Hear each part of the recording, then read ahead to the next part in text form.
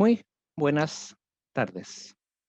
En nombre de la Escuela de Ciencias Sociales de la Universidad O'Higgins y su Instituto de Ciencias Sociales, le doy una cordial bienvenida a esta primera sesión del ciclo de conversaciones con los constituyentes a candidatos convencionales de la región de O'Higgins. En esta primera oportunidad nos acompañarán algunos y algunas de las candidatas del Distrito 15, distrito que está conformado por las comunas de Codegua, Coinco, Coltauco, Machalí, Doñihue, Rengo, Graneros, Olivar, Mostazal, Requinoa, Mayoa, Quinta de Tilcoco y Rancagua. Quiero, antes de presentar a nuestras y nuestros invitados, hacer presente que esta actividad se inscribe dentro de la campaña Yo Decido de la Universidad O'Higgins, que entre otras actividades ha tenido ya durante el verano una escuela de formación constituyente abierta a la comunidad y en la cual participaron bastantes personas. Y también los miércoles constituyentes, que es una instancia de formación más académica que se ha ido desarrollando miércoles por medio a partir de fines del año pasado. Nos quedan 2 sesiones, la próxima el día 14 de abril, y desde ya dejo invitados a los participantes de esta sesión, como ustedes, que los que están viéndonos a través de las redes sociales, a participar en los próximos eventos. Quiero presentar a nuestras y nuestros invitados. Tenemos en esta sesión la gentil participación, en primer término, de doña Lorraine Salvo Olivares. Ella va por la lista Unión Patriótica. Doña Damaris Abarca González, lista Apruebo Dignidad. Loreto Vallejos Dávila, lista del pueblo 100% independientes. Y por último, don David Mellabanda, lista candidatura independiente. Muy buenas tardes, gracias por acompañarnos en esta sesión. Les doy especialmente a ustedes la bienvenida y se abre ya el espacio para que den a conocer quiénes son y cuáles son sus propuestas para nuestros estudiantes y para el demás público que nos va a ver. Yo quisiera partir la sesión rompiendo un poco el hielo que nos fuésemos conociendo. Entonces, lo que me gustaría es proponerles que se presenten brevemente y que nos cuenten qué fue lo que pasó por su fuero interno, por su cabeza o su corazón en el momento en que decidieron embarcarse en esta aventura, en este desafío constituyente. Partimos por Damaris.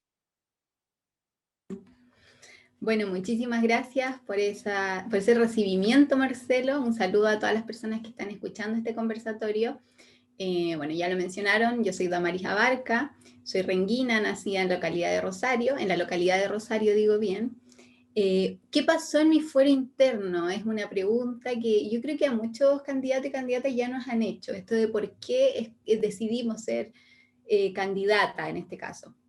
Yo tengo una historia bastante arraigada en la región, como les mencioné, nací en Rosario, y por lo tanto he vivido muchos años la desigualdad de nuestro país, ya en primera persona, no solamente como alguien de región, y también de una localidad muy pequeña, ¿no? Que es Rosario, sino también como mujer y como deportista, ¿ya? Yo soy tetracampeona chilena de ajedrez, pero más allá de competir desde que tengo, bueno, desde muy chiquitita aprendí, soy campeona nacional desde los 14 años, también siempre me involucré con no solamente criticar, sino también proponer soluciones a ciertos conflictos que yo vivía en la escuela, como dirigente estudiantil, por ejemplo, en la Revolución Pingüina el año 2006, y luego como deportista, en donde, por ejemplo, asumí la presidencia de la Federación Nacional de Ajedrez.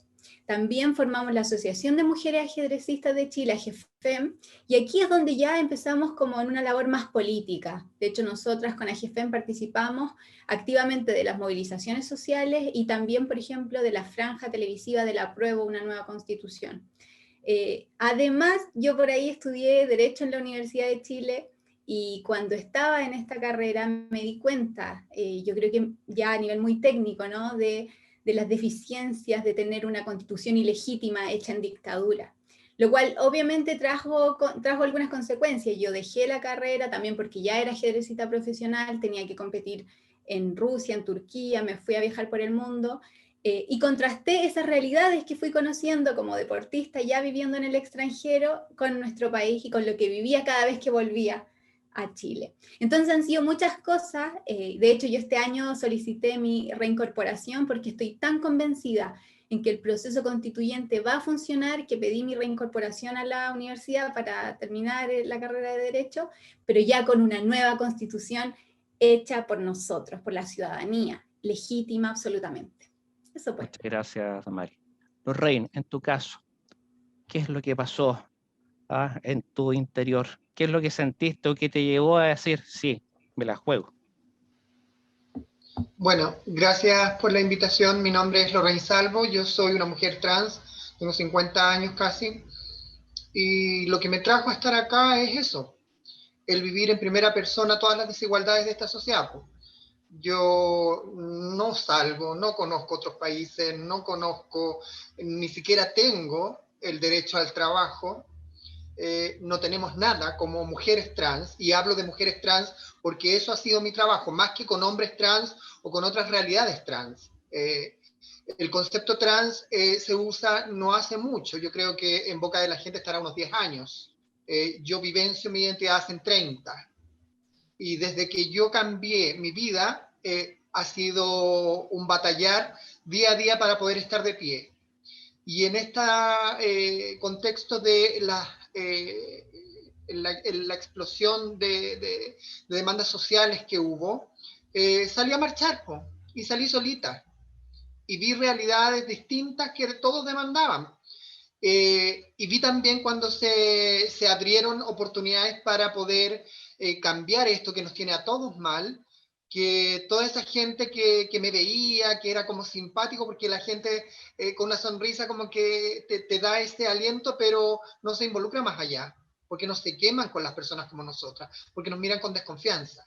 Entonces todos se pusieron ellos de candidato y nos dejaron solas. Y de mi lado, lamentablemente, la gran mayoría topa en que no todas tienen escolaridad, y uno de los requisitos que es discriminatorio en esto es tener la escolaridad completa. Entonces yo dije, bueno, intentaré de una u otra manera estar ahí. Y el Partido Unión Patriótica se fijó en esta que soy yo y me dio la oportunidad. Yo nunca he militado en partido, no puedo decir soy de derecha porque no pertenezco a esa élite, no he vivido de privilegio. Sí, soy más cercana a la izquierda porque vengo de un sistema que nos ha negado la sal y el agua, y quiero ver si es que es posible, aunque no lo creo, porque en este país la gente prefiere votar por los mismos de siempre disfrazados de independientes, que pudiéramos salir y poder tener en esta nueva constitución una mirada que sea equilibrada para todos lados. Eso. Muchas gracias, Lorraine. Don David, ¿qué nos puedes contar? Hola, muy buenas tardes. Saludar a toda la comunidad estudiantil de la Universidad de O'Higgins que nos está viendo en este ciclo. Muy agradecido porque estas son las oportunidades que tenemos, gente que estamos acá presente en este conversatorio del mundo independiente. A la mayoría la conozco, de los que están aquí presentes. Contarles que yo soy periodista de profesión, soy rancagüino, y quiero decirle que al igual que Damari y Lorraine, también en lo personal esta inquietud de poder ser parte de este proceso constituyente también surge a raíz de las enormes desigualdades que uno ha ido viviendo en la historia. Como les decía, yo soy rancagüino, yo nací en la población René Schneider, y de ahí fui, en base a diferentes dificultades, fui saliendo adelante en la vida. Entonces sé lo que es contar con un mal sistema de salud, sé lo que es estar parado en un consultorio para lograr una hora sé lo que es también contar con una mala educación y distintos derechos sociales que yo creo que todos los que estamos aquí buscamos, ¿no es cierto?, plasmar en esta nueva constitución política. ¿Ah? Y desde lo institucional, contarles que yo nunca he militado en ningún partido político, entonces sí, yo vengo del sector público, trabajo en el Ministerio de Desarrollo Social y Familia, un ministerio bien sensible, ¿no es cierto?, que busca mejorar la calidad de vida de las familias más vulnerables. Entonces siempre desde ahí he ido viendo las enormes desigualdades. Y yo, mi candidatura, si bien es independiente, se sustenta también en los millones de personas que ya estamos aburridos de este sistema. Estamos aburridos de que siempre sean los mismos que están gobernando, están tomando las decisiones en un proceso que, como decía Lorraine, que se ganó en la calle, que se logró con las marchas. ¿Ah?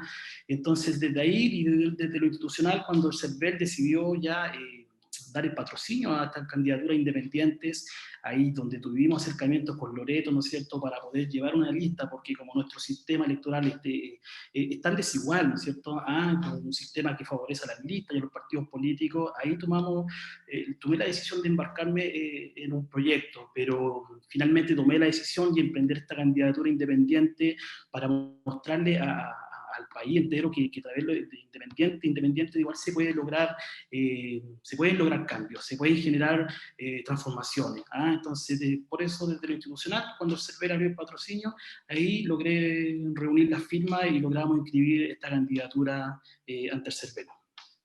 Eso. Muchas gracias, David. Loreto, cuéntanos por favor tu experiencia. Hola, ¿cómo están todos y todas? Un abrazo gigante en este día. Gracias por la oportunidad, Marcelo, a la Universidad O'Higgins por este espacio, a los independientes, a las independientes.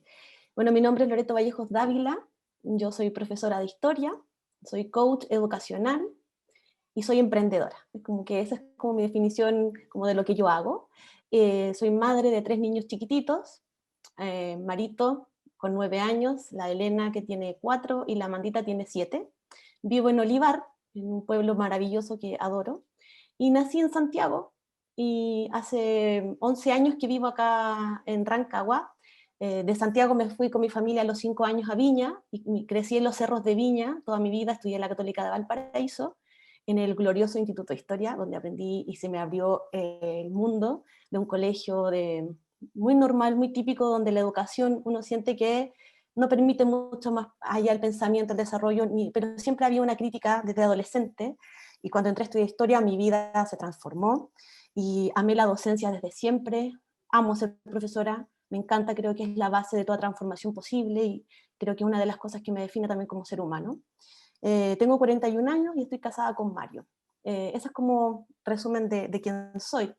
Y cuando tú hiciste la pregunta, Marcelo, de qué pensaste cuando hiciste clic ahí en el CERVEL, y la verdad es que las motivaciones, yo tengo 2 grandes motivaciones para estar acá. La primera es una convicción muy profunda de que es el momento más importante de la historia de nuestro país, el que estamos viviendo. Y como profe de historia siempre uno revisa la historia, la ve con los chiquillos, bueno, lamentablemente la historia siempre se centra en los grandes personajes, hombres, batallas, y uno trata de desarmar eso dentro de la sala de clase. Siempre fui esta profe típica como que buscaba ir más allá. Y cuando me di cuenta que tenía la posibilidad, como ciudadana normal y común y corriente, de estar en un proceso transformador, único en nuestra historia, o sea, yo dije, esto no puedo perdérmelo, esto tengo que hacer algo. Hay una motivación. Entonces, uno no sabía mucho qué hacer. Yo hice talleres de formación ciudadana gratuito aquí en Olivar, en forma online el año pasado, y de repente llega esta posibilidad y me metí, ¿ya? Y me acuerdo que ese día me metí a esta cosa del CERVEL, y llega mi esposo y digo, me inscribí para ser constituyente. Me dice, ¿qué estáis pensando? Me dije, no sé, no tengo idea, pero esto tengo que hacerlo, no lo puedo evitar, ¿ya? ¿Por qué? Porque hay una convicción de que este país no puede seguir en las condiciones en las que está. O sea, hay tantas cosas que pasan producto de este sistema, lamentablemente organizado desde una élite que nos ha hecho creer a la ciudadanía que no teníamos nada que hacer ahí, y que nos ha convencido de que somos una estructura que es secundaria. Y creo que es importante reconocer este proceso desde la ciudadanía, desde la soberanía de la ciudadanía, del poder que tenemos las personas comunes y corrientes de poder estar ahí, de representar el sentir de todos, de los que estamos constantemente viviendo la realidad de este país. Entonces, hay una convicción histórica y hay una convicción social de que esto no puede seguir, de que esto tiene que cambiar. Y la única opción posible, creo yo, es desde la ciudadanía y desde los independientes, de las independientes. Así que esa es como mi motivación fundamental, creo yo, y estoy muy contenta de estar ahí. Y para cerrar, yo creo que el gran hito de mi vida va a ser estar en esa papeleta y recordarla para siempre. Si pudiera enmarcarla, lo haría, porque sé que es algo impresionante. Así que, y todos los que estamos acá, seguramente compartimos este sentimiento de estar en ese momento histórico. Eso. Gracias, Loreto. Por cierto, todos y todas son participantes y actores principales de este gran momento histórico y van a poder contar grandes cuentos a sus hijos, nietos y sobrinos de cómo vivieron y cuánto lucharon por estar donde están. Cada uno de ustedes ha señalado una historia de vida diferente y con motivaciones que, si bien apuntan a lo mismo, vienen de caminos también diversos. Pero hay un elemento en común. Cada uno de ustedes va a ser el depositario de aquellos sueños, de aquellas esperanzas, de aquellos anhelos de la ciudadanía de obtener, de lograr, mediante este cambio institucional, un país mejor. Por lo tanto, ustedes saben que van a tener sobre sí muchas miradas. ¿Creen ustedes que el elector debe tener la posibilidad de revocar a aquella persona elegidos por ellos cuando no ha cumplido con el mandato que en su programa ofrece llevar? En el caso de ustedes, es el seno de una convención constituyente donde se van a discutir tales o cuales cosas. Pero yo lo quiero llevar a una cosa más permanente, a la política diaria.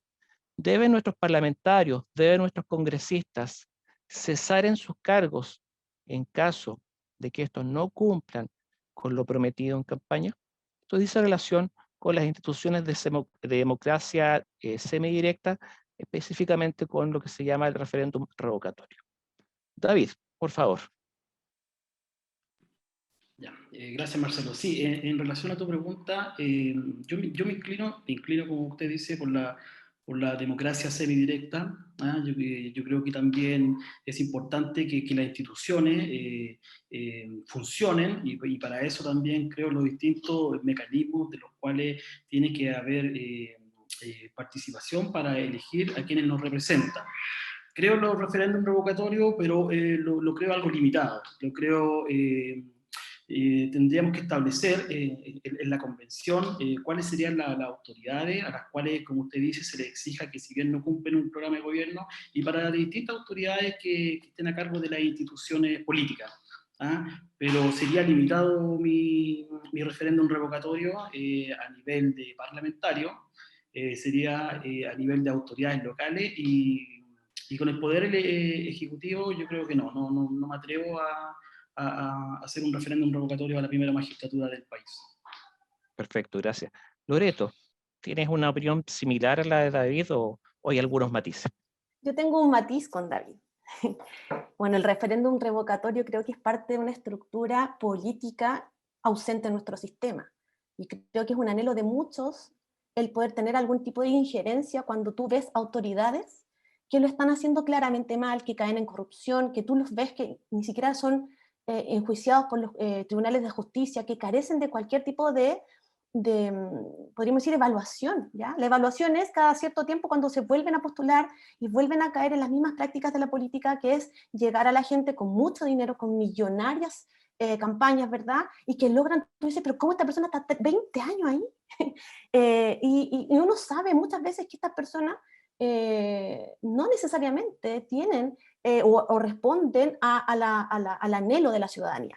Creo que los referéndums revocatorios son la base de una democracia que es mucho más sana, que está más acorde a los tiempos, que responde a una ciudadanía mucho más activa, unas personas que estamos mucho más presentes, nos sentimos además llamados a participar de una manera más activa. Por lo tanto, creo que es importante. Y yo no limitaría a ningún tipo de cargo. Yo creo que todos los cargos debiesen estar bajo ese mismo paraguas, esa presión, creo yo. Todos tenemos presión en nuestro trabajo, la presión, la evaluación, que por ejemplo los profesores, nosotros nos van a ver mucho a nuestras clases, están encima, tenemos evaluación docente, estamos constantemente siendo mirados por no solamente la jefatura, sino por la ciudadanía, por nuestros alumnos. Bueno, las autoridades debiesen estar ahí también, y creo que también debiese existir algún tipo de estructura que permita que no que cualquier cosa sea motivo de revocar esa autoridad. Pero, por ejemplo, cuando tenemos un presidente que pasa por episodios con menos del 7%, 5% de aprobación, con una crisis enorme, uno debiese tener la posibilidad como ciudadanía, como pueblo, de decir, oye, te quedan 2 años, te quedan 3 años, te quedan 1 año, esto no puede seguir, hay que hacer algo. Entonces creo que es importante, bajo ciertas, obviamente, requisitos, permitir a la ciudadanía que las autoridades locales, regionales, parlamentarios y de cargo de elección popular tener esa posibilidad. Así que ese es mi matiz con David. Gracias. Lorraine, ¿y para ti procedería este tipo de revocatoria y de manera tan amplia como lo ha planteado Loreto? O sea, estoy pensando desde un alcalde hasta el presidente de la República. Bueno, mi labor como activista trans ha sido precisamente interpelar a las autoridades. Y esto empezó cuando una autoridad no me quiso recibir, porque para él las personas como nosotras no éramos personas seguramente. Y gracias a los consejos de las mismas secretarias que camufladitas me dijeron reclamen tal parte porque ahí sí la va a obligar a que la reciba, empecé en esto. Y sí estoy de acuerdo 100% en que todo tipo de persona que tenga autoridad, y no solo políticos, tengan que someterse a algún tipo de evaluación que se cree, ojalá en esta nueva constitución, algún mecanismo que evalúe, porque no puede ser, por ejemplo, lo que es mi trabajo, yo vivo denunciando situaciones con Carabineros y PDI de abusos que cometen en contra de mis compañeras trabajadoras sexuales y no les pasa nada, se investigan ellos mismos. ¿Me entiendes? Y así también pasa con el sistema político. Entonces, deben haber las instancias en que estas personas, si abusan del poder o si no cumplen, como dicen ustedes, con lo que prometen en sus campañas, deben ser sacados. Incluso el presidente de la República, porque yo creo que nadie debe estar por sobre lo que el pueblo decida o lo que el pueblo le pide, por mucho que tenga la plata que tenga, digamos, porque en este minuto estamos con un presidente que tiene mucha plata, pero de manejo no sabe mucho. Cada día es peor en cómo vamos funcionando. Eso. Gracias, Lorraine. Damaris, ¿qué nos puedes contar acerca de esto?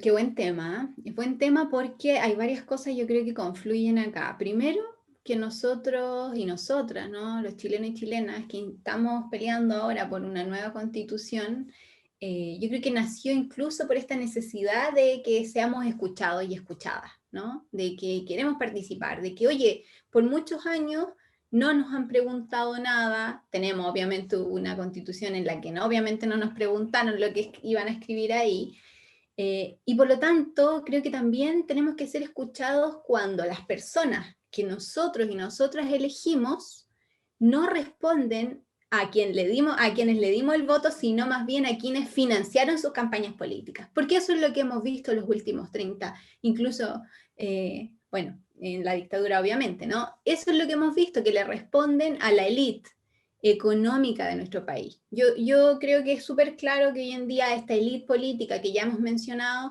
responde a resguardar estos privilegios de la élite económica, que lamentablemente va como todo muy de la mano, ¿no? Lo vemos cuando estos días he compartido yo, no sé si ustedes lo han visto, pero anda dando vuelta una encuesta o una información de la Fundación Sol, donde ven los gastos de campaña, y es increíble que hoy día, por ejemplo, la que tenga más donaciones sea Marcela Cubillos, por ejemplo, que es el rostro insigne de la candidatura del rechazo, ¿no? Pero es así, porque obviamente quienes están financiando las campañas políticas son los que quieren mantener el modelo. Así que el referéndum revocatorio se hace súper necesario para que nosotros, la ciudadanía, seamos quien controle cuando ya alguien sale electo, si responde o no a nuestras necesidades o a lo que nos prometieron en campaña. Yo estoy absolutamente de acuerdo, creo que es parte de avanzar a una democracia ya no representativa, sino una democracia participativa, que es lo que vamos a escribir en esta nueva constitución. Todo esto yo lo tengo incorporado en el programa, que lo pueden revisar en damarisconstituyente.cl. Gracias, Mari. Gracias. Hay una cierta sintonía entre todos ustedes y me gusta, porque yo también Estoy a favor de que existan estas instituciones de democracia semidirecta que permitan ir tomándole el pulso al ejercicio de la autoridad, porque la autoridad y el poder de repente marean y hacen que pierdan un poco la perspectiva y se olvidan de cómo llegaron y por qué llegaron ahí. Así que ojalá que en el seno de la convención ustedes puedan plantear firmemente este tema. Pero hay algo que me preocupa. Ustedes han hablado bastante de la élite, del poder económico. Sucede que nosotros vivimos todos en una región que a nivel nacional no tiene un gran protagonismo en la toma de decisiones. Somos una región que producimos recursos, pero no nos vuelve ni como inversión ni la mitad de lo que se produce. ¿Creen ustedes que este fenómeno centralista se puede dar dentro del seno del trabajo de la convención? Es decir, que las élites quieran mantener dentro de este nuevo órgano su centro de poder. Y en caso de que así sea, ¿cómo actuarían? ¿Estarían dispuestos a hacer estas suertes de bancada regionalista o bancada ecologista, transversal a lo mejor, con distintos puntos de vista filosóficos, ideológicos y políticos, con el afán de romper la élite? Porque, ojo, y aquí quiero hacer una precisión, la élite es la derivación social del binominalismo político. No hay una élite de derecha y una élite de izquierda. Al momento de la toma de decisiones, votan en bloque, el partido del orden. Partamos con David.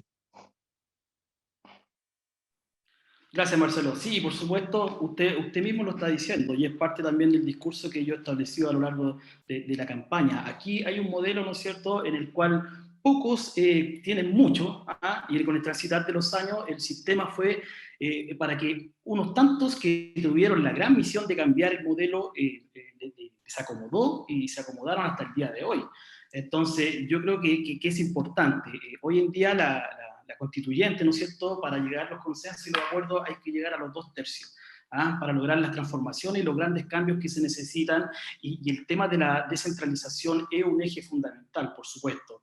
Yo, en lo personal, si llego a ser constituyente, por supuesto que estoy dispuesto a negociar con estas bancadas regionalistas que usted lo dice, para lograr ese proceso de descentralización tan importante que necesitamos y que vemos hoy en día cómo prácticamente se ríen en nuestra cara, ¿no es cierto?, cuando vemos que los tributos, los impuestos que deja la división del Teniente de Codelco Chile se van a Santiago, ¿no es cierto?, cuando vemos que las regiones tienen pocos recursos económicos para ejecutar sus programas regionales. Lo vivo yo en el ministerio en el cual trabajo, en la ejecución de los distintos programas, en el caso, un ejemplo, un programa para adulto mayor, cómo nuestra región tiene pocos recursos en desmedro de las grandes urbes, ¿no es cierto?, que se van la mayor parte de los recursos cuando generalmente, no sé, en Navidad tenemos una alta tasa de adultos mayores en el país. Entonces hay muchas cosas que no puede entender y que dice, pucha, ¿qué pasa con estos recursos que realmente no quedan en las regiones y piden, ¿no es cierto?, que se produzca, que se llegue a un avance, que se llegue a vías de desarrollo. Así que sí, Marcelo, yo estoy dispuesto a ser parte de esa bancada y a buscar la descentralización en pos de nuestra región. Gracias, David. Loreto, ¿te has puesto en esa situación? Sí, Marcelo, gracias por la pregunta, me parece súper interesante porque, como te decía al inicio, la verdad es que nos hemos encontrado en varios conversatorios muchos de los candidatos. Y la verdad es que tú te vas dando cuenta que hay mucha coincidencia en muchas de las cosas que conversamos, con matices, obviamente, pero en general partimos de una base bastante similar, cosa que no extraña porque somos ciudadanos comunes y corrientes y que tenemos, ¿verdad?, los pies bien puestos en la realidad. Creo que es súper importante poner el punto en el lugar donde vamos a estar. Cuando estemos ahí, vamos a estar enfrentados no solamente a esta élite, sino que a todas las presiones que suponen la transformación radical que queremos llevar a cabo. ¿Ya? Hay una estructura política, económica, cultural, social, tan fuerte en nuestro país, y curiosamente hecha en los últimos 40 años. ¿Ya? Si uno retrocede históricamente, nuestro país de clase media, entre comillas, entre el año 50 y 70, era más o menos homogéneo, con una élite muy poderosa, pero un grupo de personas que era más o menos similar. Uno encontraba una persona en una universidad privada, o sea, perdón, una universidad estatal, que sale de un instituto nacional, había gente que compartía más o menos educacionalmente ciertas características comunes, y eso cambia tan radicalmente con la dictadura cívico-militar, cuando se instala, ¿no es cierto?, este sistema neoliberal extremo, con un hiperpresidencialismo, en donde nos hacen, socialmente a nuestro país, nos cambian, nos giran, nos hacen creer que somos consumidores, ¿ya? Y dejamos de ser ciudadanos. Nos endeudamos para vivir y creemos que con eso somos felices, ¿ya? Creemos que teniendo el auto más bacán, el plasma más grande, salir de vacaciones, esta sensación de aspirar a más, como si ese más sería solamente tener dinero. Bueno, después tú te das cuenta que cuando salen todas esas cosas, al final todos queremos más o menos lo mismo, la ciudadanía nos parecemos mucho más, y creo que esa realidad la tenemos que llevar a la convención. Este grupo, esta élite va a estar presente, va a poner obviamente su interés ahí, y nosotros tenemos que ser capaces, no solamente de generar esta bancada regionalista, medioambiental, feminista, que me parece fantástico, y con todos los candidatos que hemos conversado, siempre pensamos que ojalá poder, los que estén ahí, tener el apoyo de todos los que quedamos acá abajo, porque vamos a estar ahí también. Es importante darnos cuenta que somos mayoría cuando buscamos lo común. Y eso común representa el sentir de mucha más gente que esta élite que ha concentrado no solamente el poder, el dinero, sino que también la cultura, las decisiones, la estructura de este país. Y somos muchos más los que miramos el país desde otra manera. Entonces, cuando uno se va reconociendo entre los ciudadanos, te das cuenta que no estás solo. Y por lo tanto podemos lograr mucho más cuando actuamos de forma colectiva. La invitación, creo yo, que es esa, a mirar esta como una oportunidad de forma colectiva y ciudadana, democrática, de poder crear un Chile distinto. ¿Que le va a dar miedo a mucha gente? Claro que sí. ¿Le da esperanza a tantos otros? Mucho más. Y creo que eso es la posibilidad que tenemos hoy día real, ahora en un mes más, de poder cambiar el rostro de este país desde esta esperanza y sueño colectivo. Gracias, Loreto. Lorraine, ¿cómo luchar en contra de esta brecha social? ¿Cómo luchar en contra del predominio de las élites dentro del seno de la Convención Constituyente? Bueno, yo no voy a ser tan amable con mis palabras porque no soy hipócrita y porque jamás me uniría a algo que yo no esté de acuerdo. Ni por mucha plata, ni por mucha elite, ni por mucha nada que yo vea, yo jamás estaría apoyando algo que no creo que va en lo que es mi trabajo, ni siquiera por llevar la fiesta en paz. Entonces, la vida que he tenido ha sido por lucha, por demanda, por estar ahí picaneando, por no quedarme tranquila. Hasta el día de hoy y todos los días de mi vida yo trabajo por situaciones así, porque las instancias legales que existen, que es para lo que yo he trabajado siempre, que es la población trans, no están.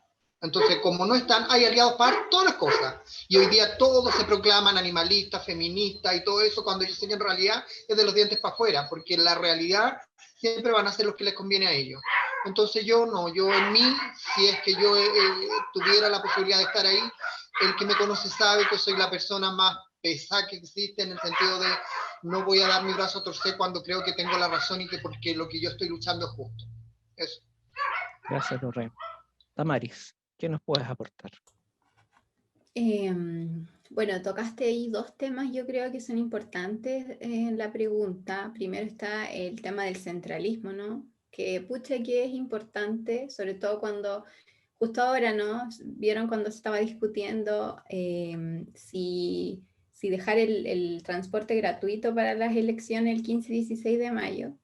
Solo lo hicieron, ¿dónde? En el metro, ¿no? En Santiago. ¿Eso no es centralismo? Entonces, creo que el centralismo está en cuestiones muy cotidianas.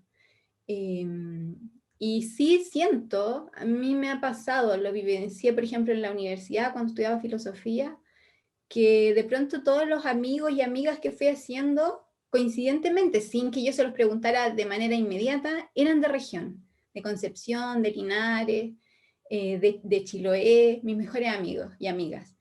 Y yo sí siento que muchas veces tenemos factores en común, sobre todo las personas de región, ¿no? Esto del centralismo terrible, de que muchas veces tuvimos que emigrar a estudiar a la capital o a otras regiones porque en nuestras regiones, aquí se me cayó el carnet, sí, pues en mi época no estaba la Universidad de O'Higgins, o por ejemplo en el deporte mismo tenía que salir a competir, por lo tanto sí creo que hay un factor común en la gente de región, y yo sí me gustaría participar de una bancada. Eso sí, tampoco transaría ciertas cosas, ¿no? Yo creo que aquí hay que ser regionalista, pero también con todos los derechos sociales sobre la mesa, con un Estado solidario, porque yo ahí siento que hay cosas que no pueden ir separadas. Ayer participaba, por ejemplo, de un conversatorio con el Movimiento por el Deporte, donde nosotros decimos, oye, el deporte es parte de la salud, es parte de la educación, pero también tiene que ser parte, por ejemplo, de cuidar nuestro medio ambiente. Entonces siento que hay muchas cosas que van conectadas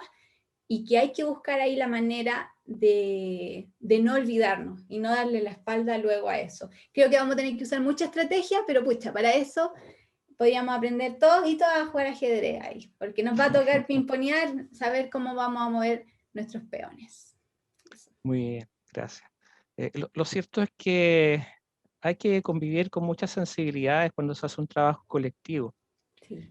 Lo importante es que estén los mejores, no necesariamente los que sepan más, sino que aquellos que puedan hacer un aporte de verdad trascendente. Imagino que ustedes están dentro de ese grupo.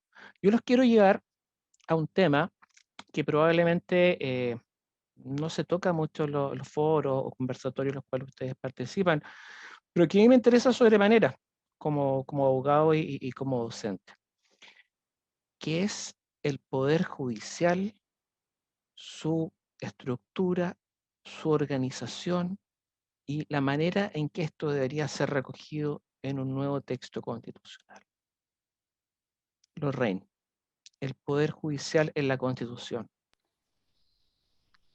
Bueno, como delante yo decía, una de mis grandes batallas ha sido precisamente con ellos. Una, por reivindicar mi identidad. Muchas veces me trataron de caballero jovenil, siendo que mi apariencia física hace 30 años es de ella, independientemente de lo que decía mi identidad en un carnet. Eso lo cambié y lo corregí no hace muchos años, 3 años por lo menos. Y fue un regalo de una abogada de la Universidad de Chile, porque dijo, estas que ya son más viejas, yo tengo casi 50 años, ojalá mueran con su identidad. Entonces lo hicimos antes de que se aprobara en este país la ley de identidad de género.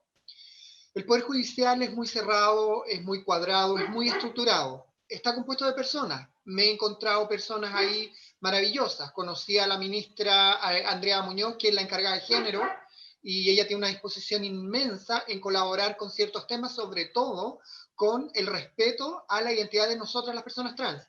Entonces, creo que en la nueva Constitución habría que mejorar y actualizar ciertas potestades que tiene el mundo judicial, porque está muy estructurado. Entonces, como todo es un protocolo, a veces solo por ese protocolo no se puede brindar el ejercicio de la justicia para todos por igual, solo por una cuestión de reglamentos o de subterfugios legales que le llaman.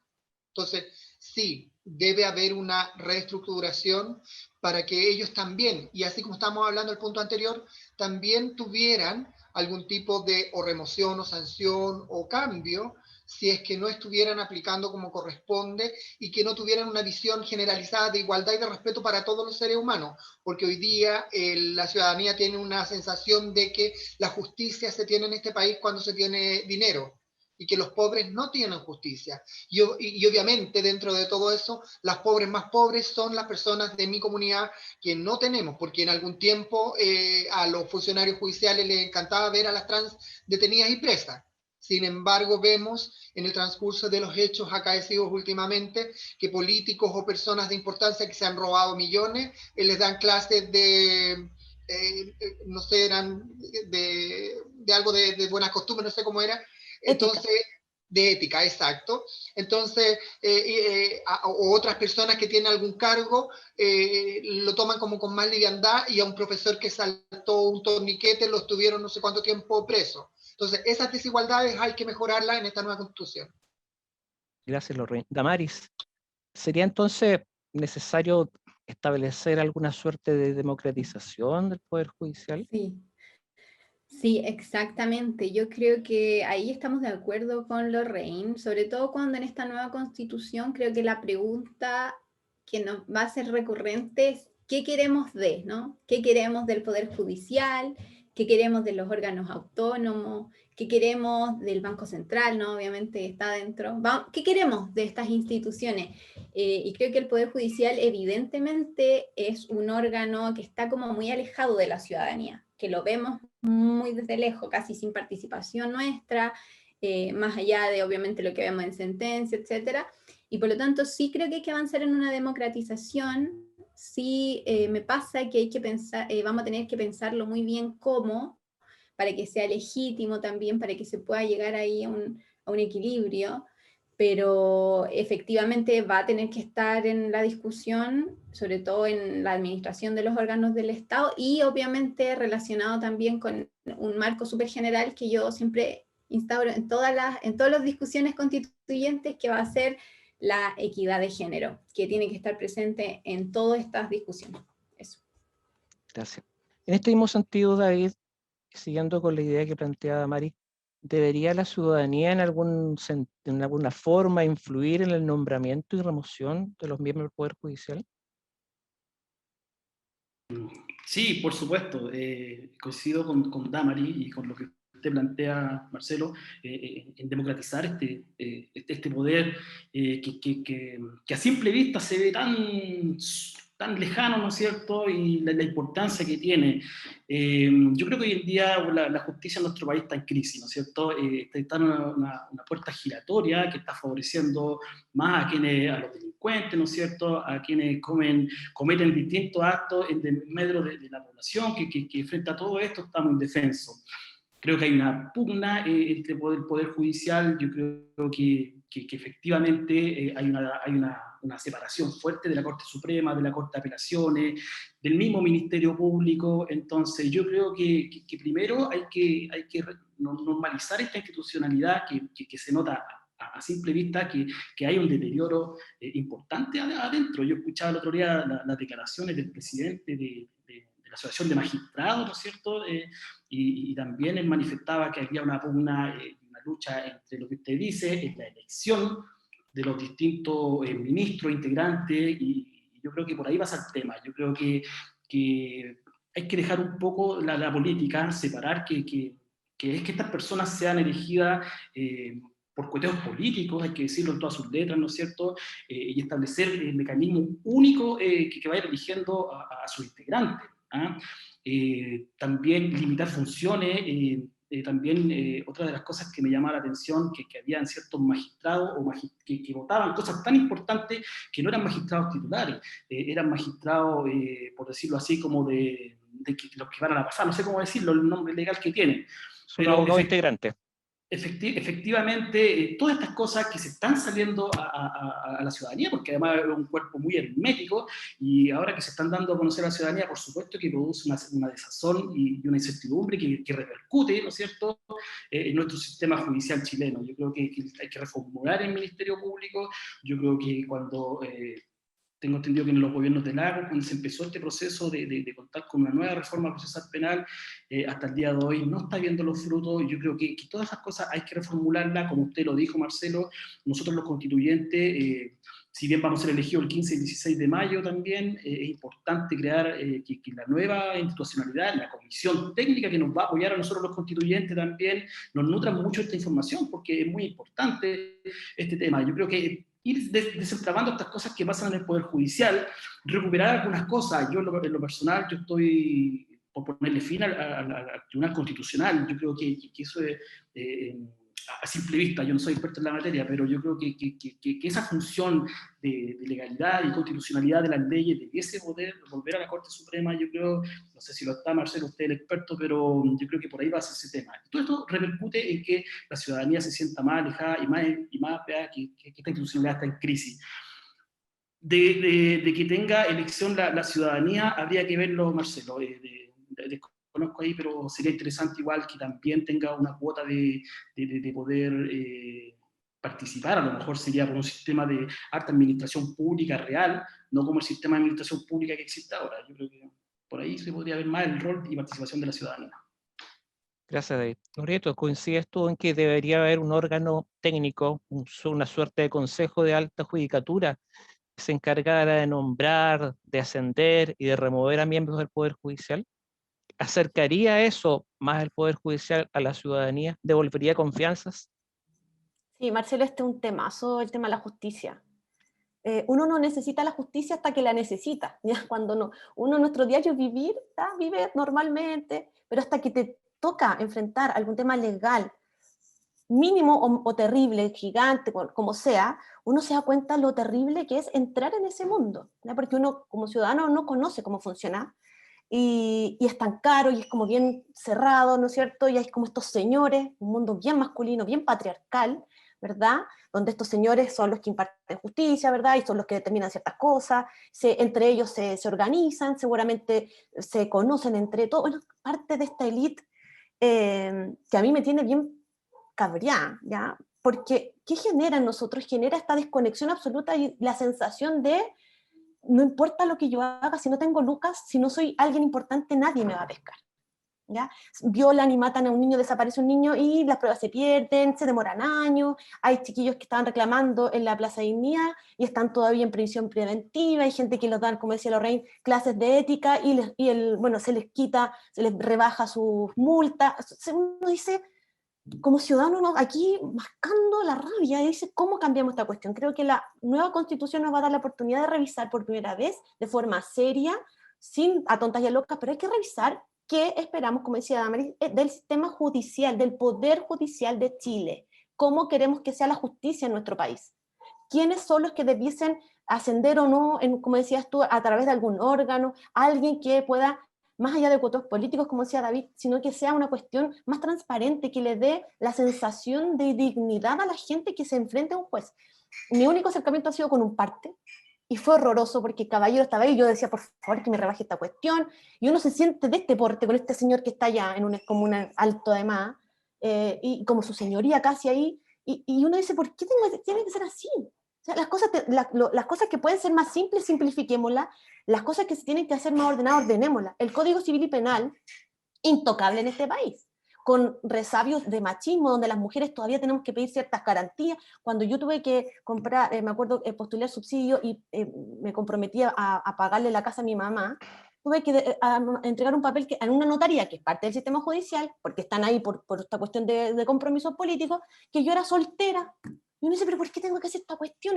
Si soy soltera en cualquier parte, o sea, hay cosas que uno dice, de verdad son importantes, son necesarias, hay cosas que nos hacen la vida mucho más difícil, y cuando tú ves que a la gente que tiene más lucas se las hacen tan fácil, Marcelo, uno dice, obviamente que hay una sensación de rabia, de injusticia, cuando lo primero que tenía que generar el Poder Judicial es justicia, es darle a cada cual según su mérito lo que corresponda. Creo que hay que revisar todo, el tema de las cárceles, la reinserción, el tema de la justicia, modernizar, el tema de la reforma procesal penal, ha hecho aguas porque no dan abasto ni del Ministerio Público ni los fiscales, hay una falta de comunicación con las policías, se pasan la pelota, no es que los políticos hicieron mal la ley, entonces nosotros aplicamos esto, y los políticos no, pero es que no, ellos son los que tienen que aplicar, y al final uno queda en el medio y dice, bueno, ¿quién se hace cargo de lo que está pasando?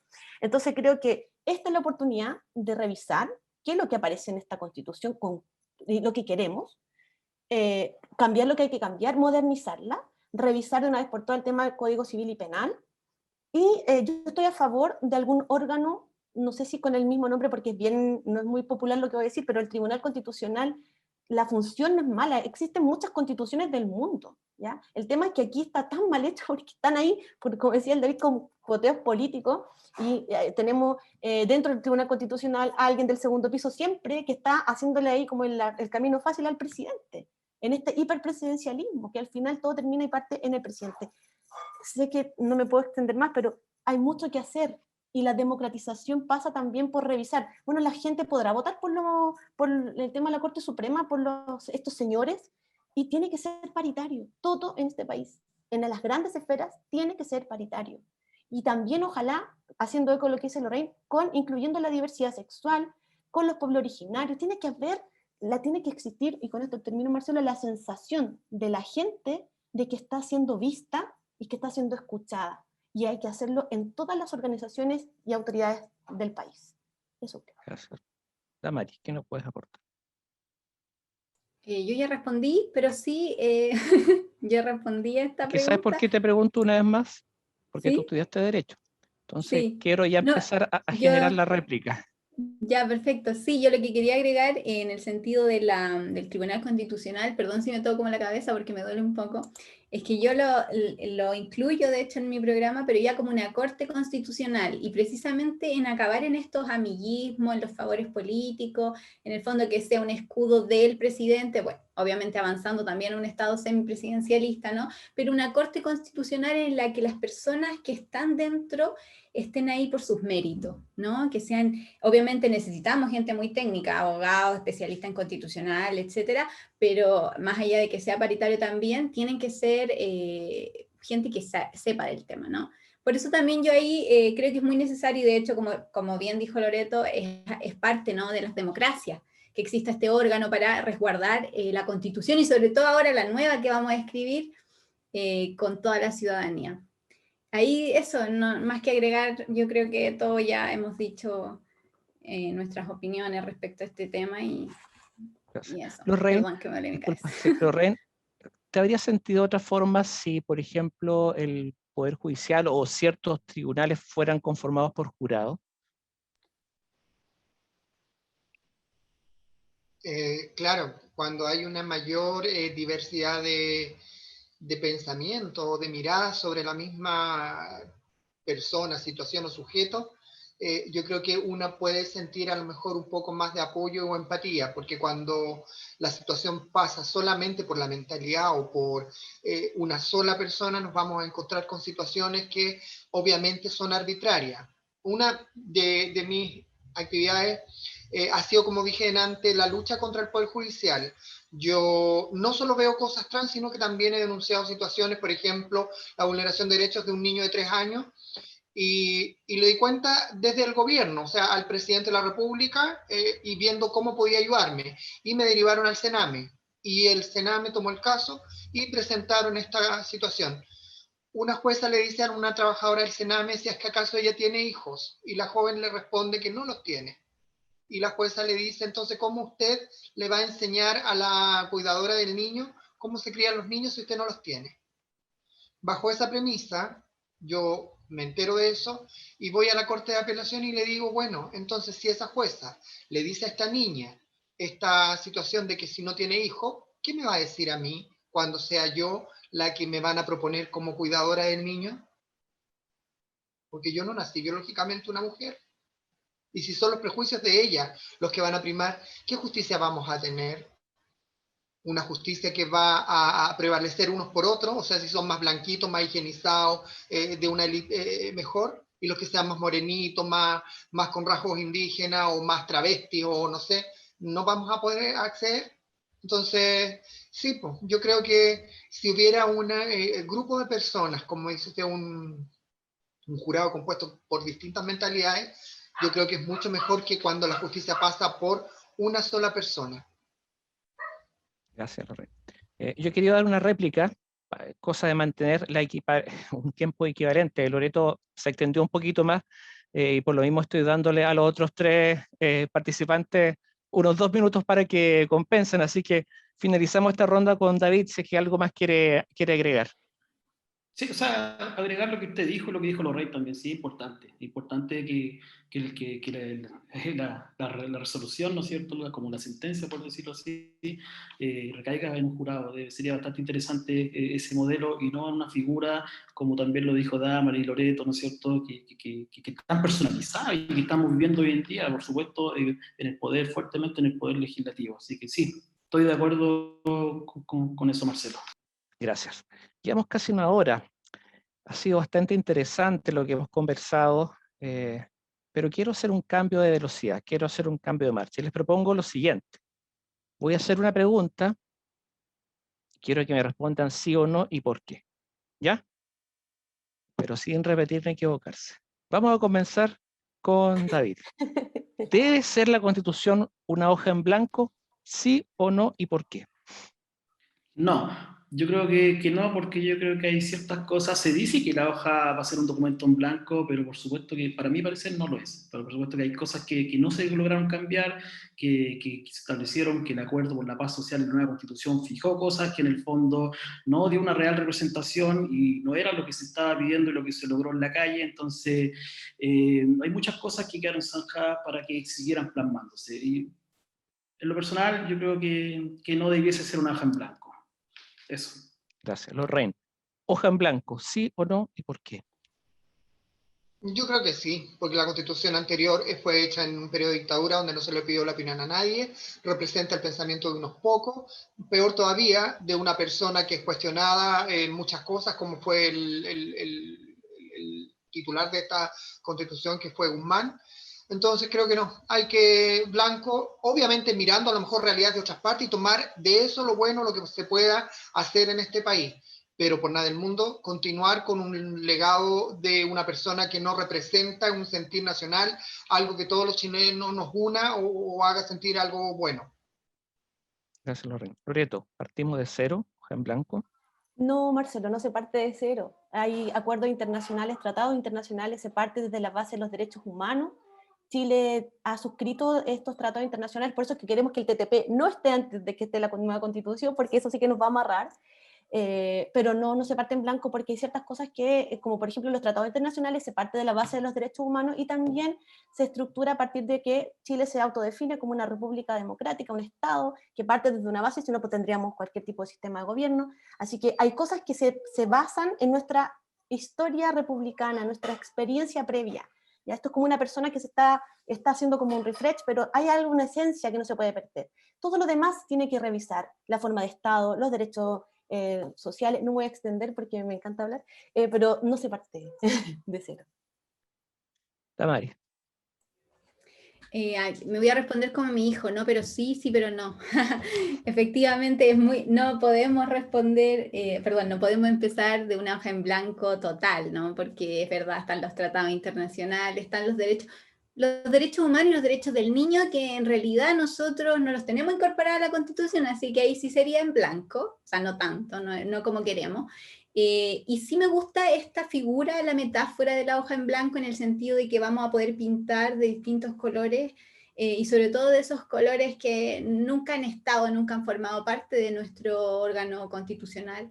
Entonces sí me gusta mucho la metáfora y ojalá sea así, como un renacer de nuestro país, obviamente recogiendo la historia, nuestra identidad como chileno y chilena, incorporando la plurinacionalidad y también a las personas que han llegado de otros países, ¿no? Y que también forman parte hoy de nuestro país. Por lo tanto, es imposible porque ya está pactado, ¿no? Los tratados internacionales no se tocan, etcétera. Por eso es importante que el TP11 que hay, olvidado también, pero sí me gusta mucho la metáfora porque creo que esta hoja en blanco nos va a permitir renacer un país más diverso, más tolerante, más democrático y de verdad. Así que me gusta, siempre mi hijo que tiene 2 años y medio me responde así, dice no, pero sí, sí, pero no, pero ya por lo menos lo justifiqué, así que ahí está.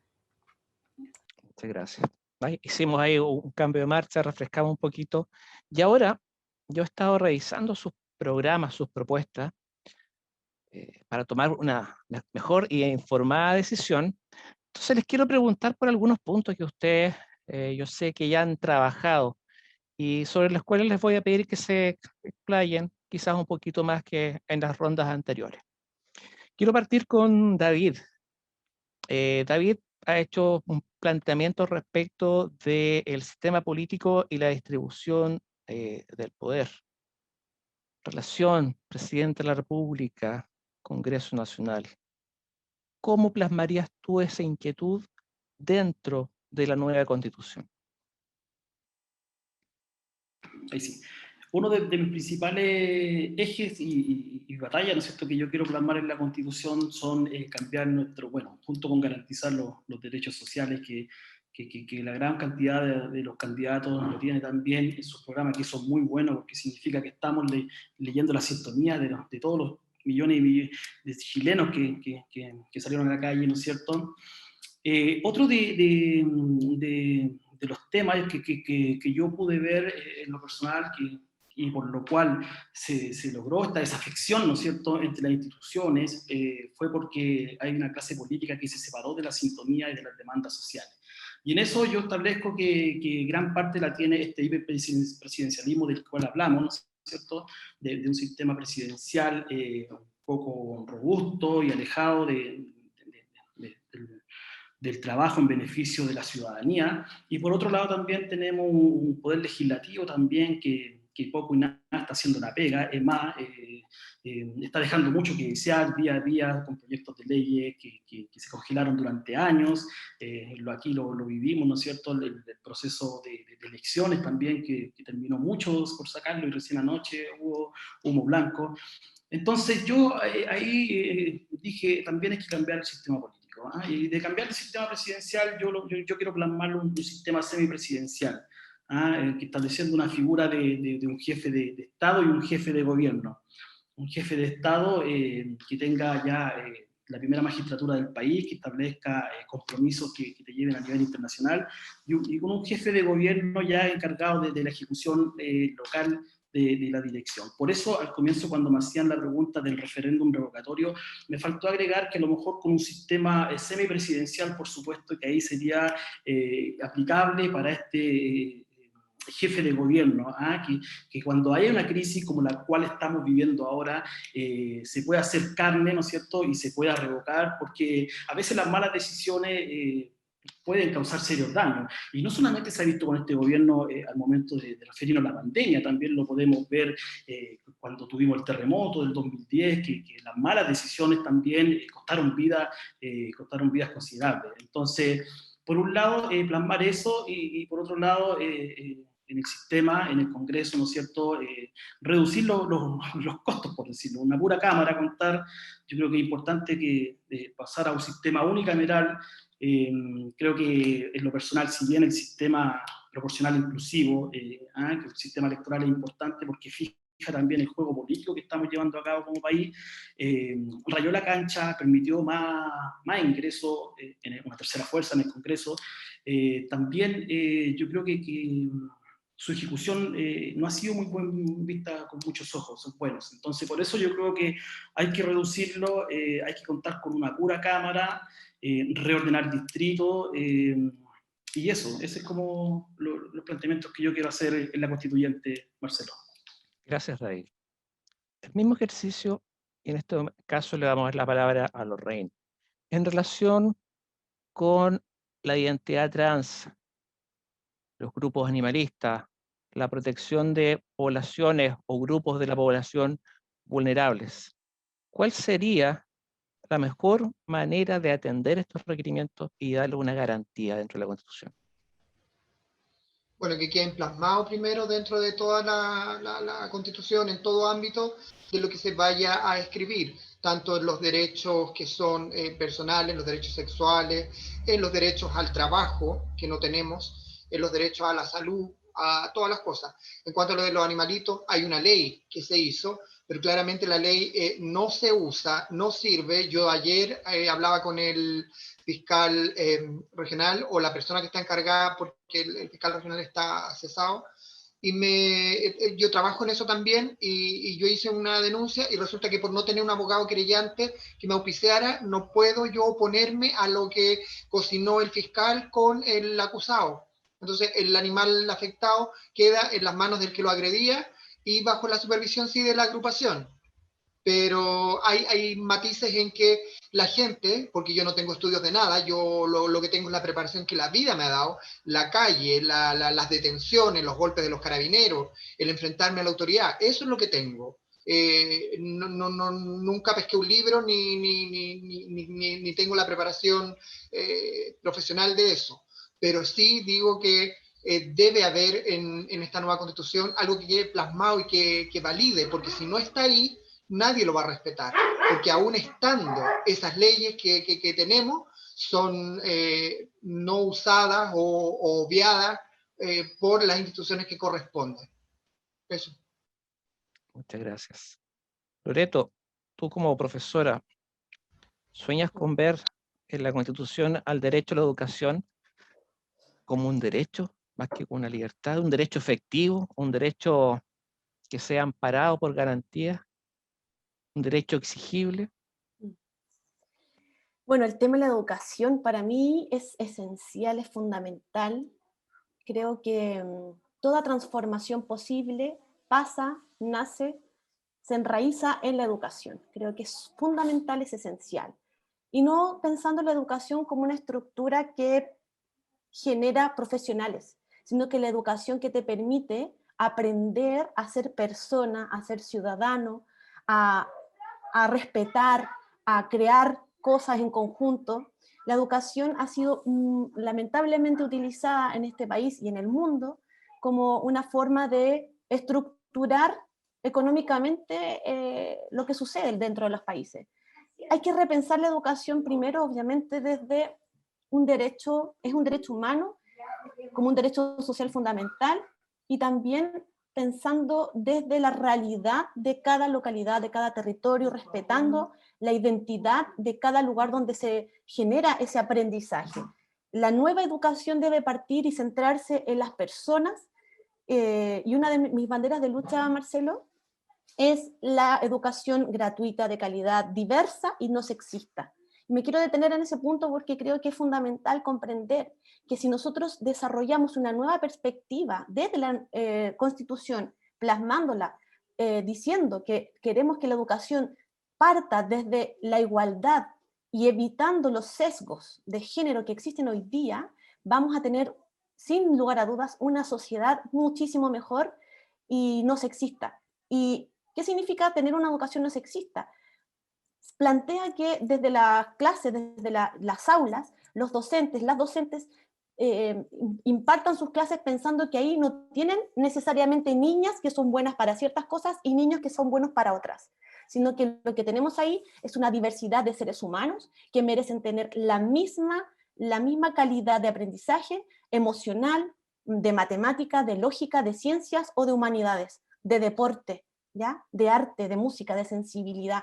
Eso hoy día no existe en nuestro país. Lo que existe es una visión que espera que las mujeres actuemos y tengamos ciertas características y por lo tanto somos buenas para ciertas cosas y los niños son para otras. Está comprobado que desde el segundo básico al cuarto básico, las niñas bajan sus rendimientos escolares en matemática y ciencia y comienzan a ser buenas en humanidades y para escribir y para hablar. Dejan de hacer más deportes y a los niños se les potencia eso. Eso genera que en cuarto medio, cuando ya estén listas o listos para ver qué van a hacer con sus vidas, la mayoría de las mujeres acepta y se siente que es bueno para cosas más de humanidades, de sociedades, ¿no es cierto? Y los hombres terminan en estudios de astrofísica, no sé, de ingenieros, y llegando a, por lo tanto, ocupar lugares de poder que les permiten perpetuar ciertas estructuras patriarcales. Lo que nosotros partimos con esta idea de la educación no sexista es que se parta desde el kinder, desde el pre-kinder, desde la sala cuna, motivando y pensando que lo que tenemos ahí son personas. Vamos a tener entonces una sociedad no sexista, vamos a tener hombres y mujeres más libres, niños que se van a sentir felices siendo más emotivos, más vulnerables, sensibles, y vamos a tener niñas que van a sentirse capaces de llegar a altos puestos, no solamente de política, sino que haciendo un aporte en la ciencia, en el deporte, como Damari, por ejemplo, siendo un aporte real, y en la diversidad sexual, aceptando que, por ejemplo, tenemos diversos niños, niñas, que se sienten de otra manera. Hoy día lo que tenemos es un sesgo de género que hace que encasille el profesor, el sistema educativo, los textos escolares, todo es orientado según el género sexo que define supuestamente a la gente. Por lo tanto, creo que toda transformación social posible, cultural y económica debe partir desde esta base de la educación y finalmente creo que es importante que la educación desde las universidades sea también pensando hacia el futuro, que las universidades se abran, por ejemplo, a generar cursos que acepten a adultos, por ejemplo, una persona de 40, 50, 60 años que quiera volver a la universidad a hacer un curso de arte, un curso de ciencia. Hoy día es un lujo, no sé si alguien podría costearse eso, porque la educación llega hasta cuarto medio y de ahí, si no estudiaste en la universidad, te pones a trabajar. ¿Por qué no abrir la educación también para la gente adulta? Gente que no tuvo la posibilidad de estudiar nada, terminó séptimo, no sé, cuarto medio, y ahí quedó. Entonces, si nosotros tenemos un pueblo, una ciudadanía educada, culta, y no estamos hablando de esta élite, así como con, no sé, que son grandes pensadores, culta en el sentido de saberes, de respeto, entonces vamos a tener un país mucho mejor. Entonces creo que es súper importante que la educación vaya hacia ese sitio en esta nueva constitución. Me apasiona la educación, por eso me extiendo un poco, pero eso es lo que creo y lo que quiero defender. Eso es lo que queremos, candidatos y candidatas apasionados. Gracias, Loreto. Damaris, está leyendo tu propuesta, tu programa, y ahí aparece con gran letra negrita destacados 2 aspectos importantes. ¿Por qué es necesario votar por un candidato o candidata que quiera llevar la protección de la infancia y la perspectiva de género a la Convención Constitucional? Gracias, me gusta esto de que se apasionan. Bueno, yo con la Loreto ya estaba en otros conversatorios, generalmente tocamos temas similares, de hecho esto de la perspectiva de género, ¿no? Una perspectiva feminista, porque tenemos que avanzar hacia un país más igualitario, más inclusivo, eso es, pucha, más que natural, más que evidente, diría yo. Obviamente, creo que por muchos años han habido sectores, ¿no? Distintos grupos de personas que han estado en un total abandono, ¿ya?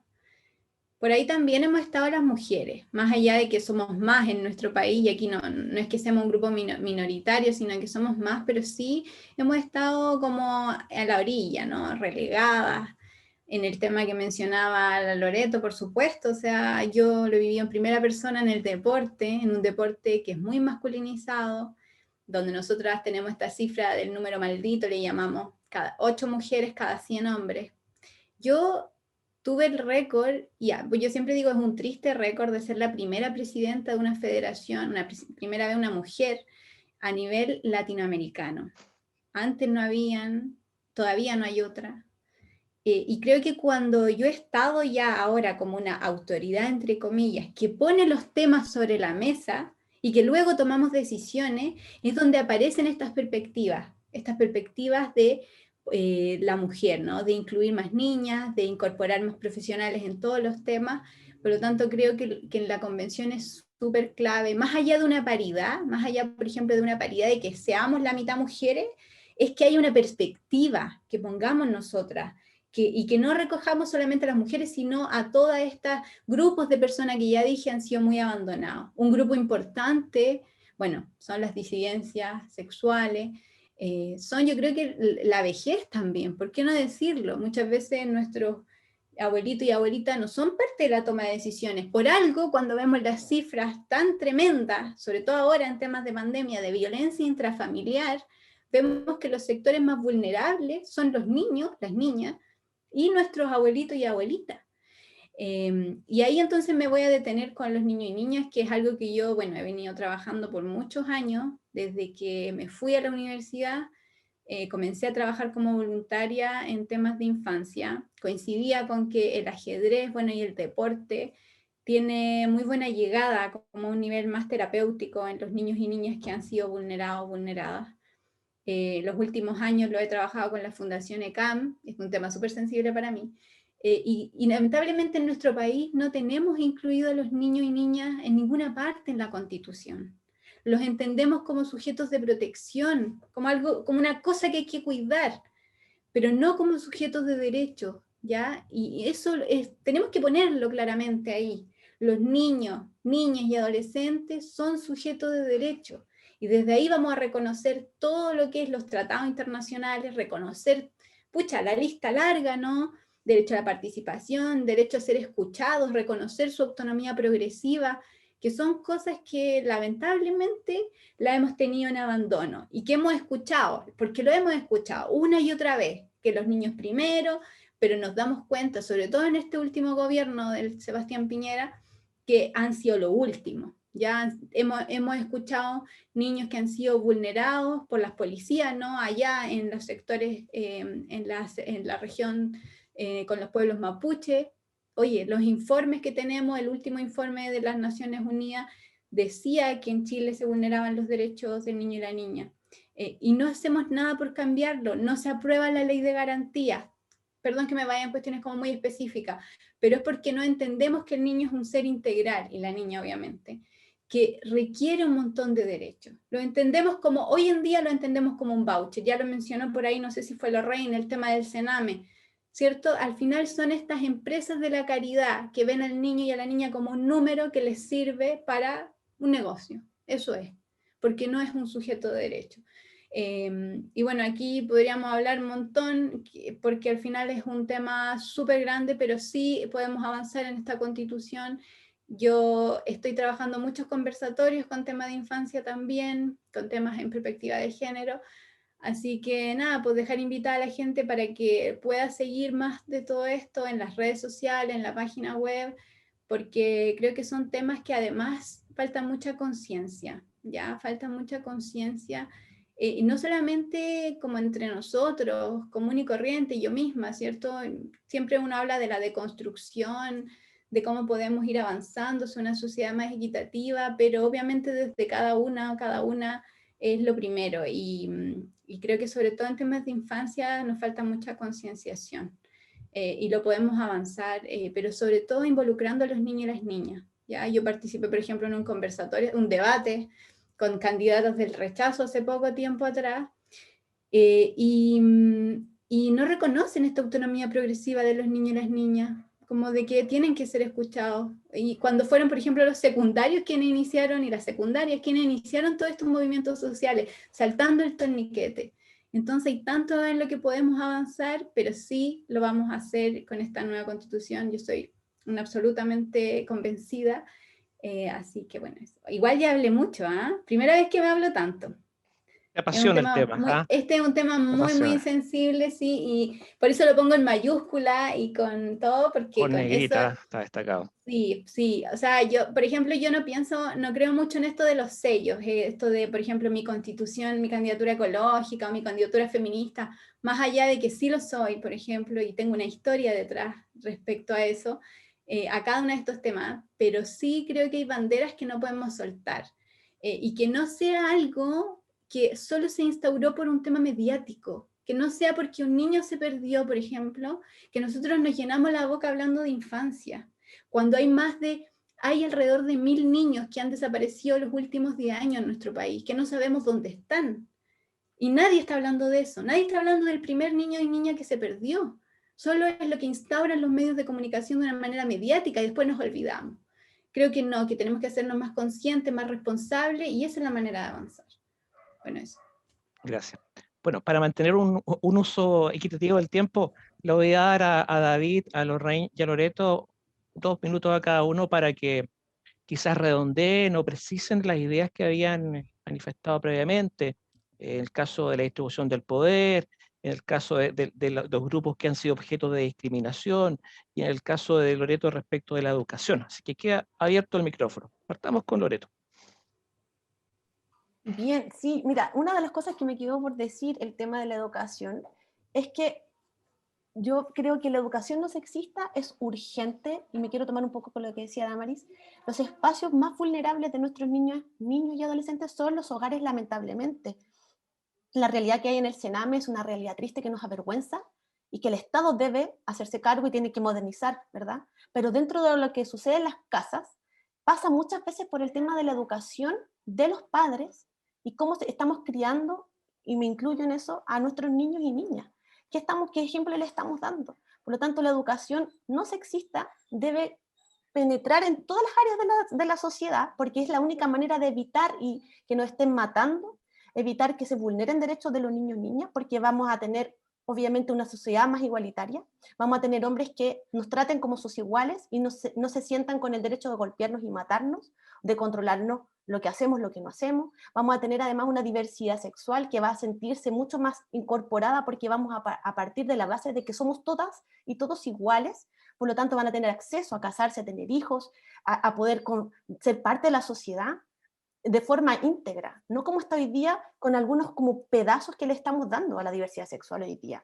Creo que es importante que la educación no sexista se ponga en el centro, porque va a generar una sociedad mucho más igualitaria, va a permitir que los hombres se sientan mucho más libres a sentirse distintos, a deconstruirse, como decía Damaris, y también a nosotras nos va a permitir ser mucho más respetadas, vamos a poder sentirnos libres vamos a poder generar espacios de comunicación mucho más sanos en nuestro país, que creo que dentro de la infancia no se está haciendo. Se vulnera la infancia cuando no se le dice a un niño que no puede llorar, cuando se le dice a una niña que no puede correr porque se le van a ver los calzones y se le van a romper sus rodillas.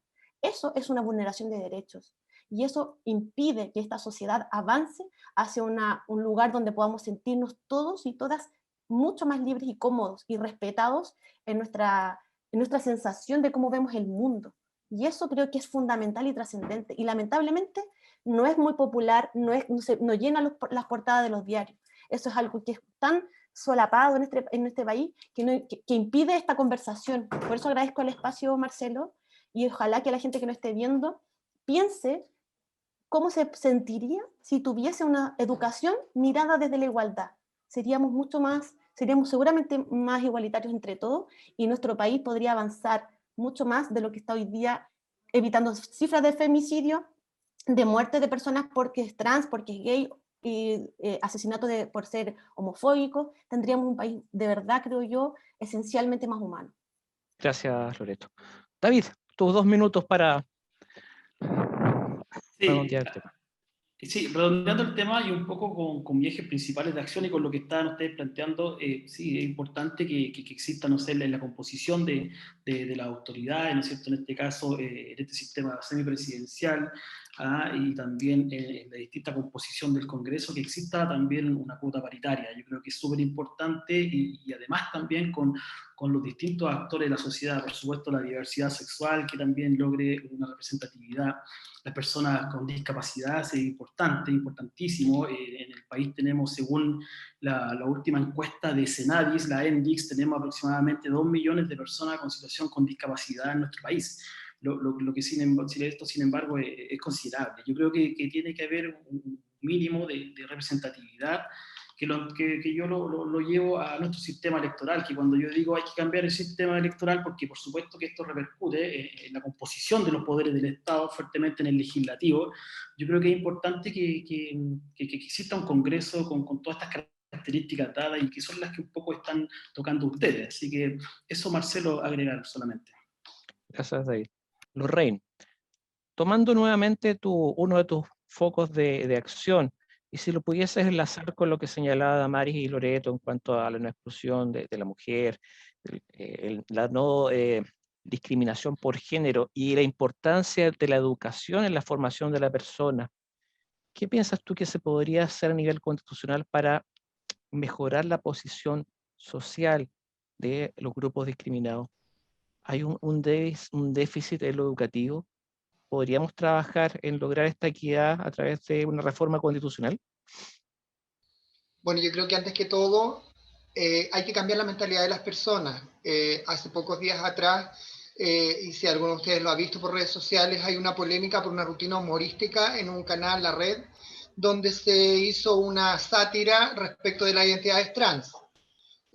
Obviamente la gente que le baja el perfil dice que nosotros somos graves por molestarnos por esas situaciones, pero yo digo, cuando a alguien le toque que su hermana, su hermano, su hijo es una persona trans y que se ve afectado por esos comentarios, recién va a entender que de este lado de la vida no tenemos garantía. Entonces yo creo que más que en esta nueva constitución, al poner el tema trans como parte de, también hacer el cambio de la mentalidad de las personas, de no usar, como decía Loreto antes, los conceptos que tenemos ya arraigados, las personas de la edad de nosotras más o menos, de que si llora es porque es niñita, de que la niñita no sé qué tiene que hacer, o tener estos prejuicios de género, ¿cierto? Sino que dejar a las nuevas generaciones fluir en eso y no inculcarle los prejuicios que nosotras arrastramos.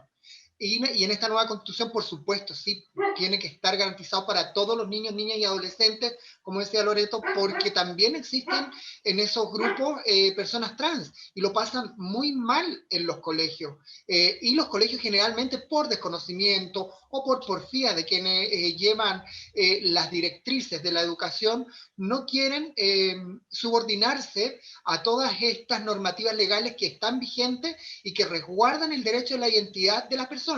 También aclarar de que no todas las personas entienden esta separación que nosotras hacemos sobre la identidad de las personas, la identidad de género, personas transgénero y personas cisgénero, y la orientación sexual de estas mismas personas.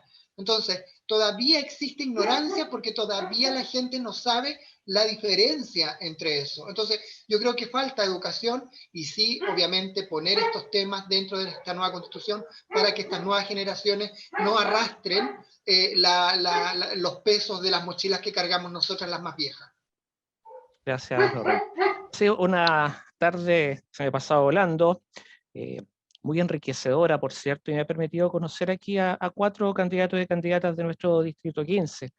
Vamos a ir despidiéndonos ya, no sin antes dar las gracias a cada uno y cada una de ustedes por haber estado y por haber acogido la invitación de la Universidad O'Higgins.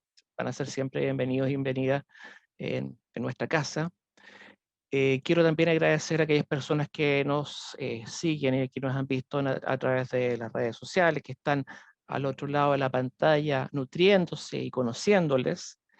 Y también quiero dejarlos invitados para seguir participando del resto de las actividades constituyentes que estamos desarrollando en la Universidad de O'Higgins y que en lo particular dice relación con conocer a nuestros y nuestras candidatas de los distritos 15 y 16.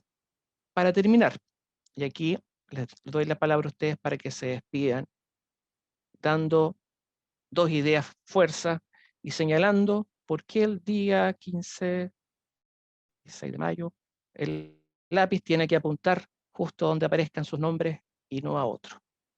¿Ya? En definitiva, ¿por qué tienen que votar por mí? ¿Dónde ir? Bueno, Marcelo, y a todos los que nos están viendo, agradecer la tremenda oportunidad que nos dio la universidad de poder estar conversando en una muy grata tarde. Lo pasé súper bien. Estoy frente a 3 tremendas candidatas, así que les deseo mucho éxito, de verdad. Me enriquecí mucho por los conocimientos de cada una. En realidad, estuve anotando ahí activamente. Y bueno, decirle a todos los que nos están viendo que, claro, el 15 y el 16 tenemos un histórico proceso para nuestro país.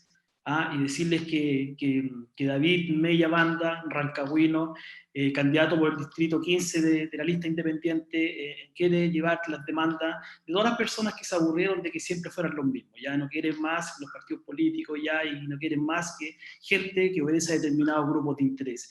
Esta es la oportunidad que tenemos de escribir una nueva constitución política, así que los dejo cordialmente invitados a que me conozcan. Soy un candidato independiente, fuera de partido político de toda lista. Quiero cambiar el sistema político, creo que es importante cambiarlo en nuestro país, un sistema electoral público definitivo, plasmado en todas sus directrices en la nueva constitución política, y por supuesto que garantizar los derechos sociales es fundamental, porque con una buena educación, partiendo desde la base, desde la niñez, podemos crear grandes transformaciones. Así que no sé si lo podré decir, ya lo voy a decir, que vota 40, el 15 y el 16 vota 40, estoy abajo en el tercer cuadradito, ahí está David Mella Banda.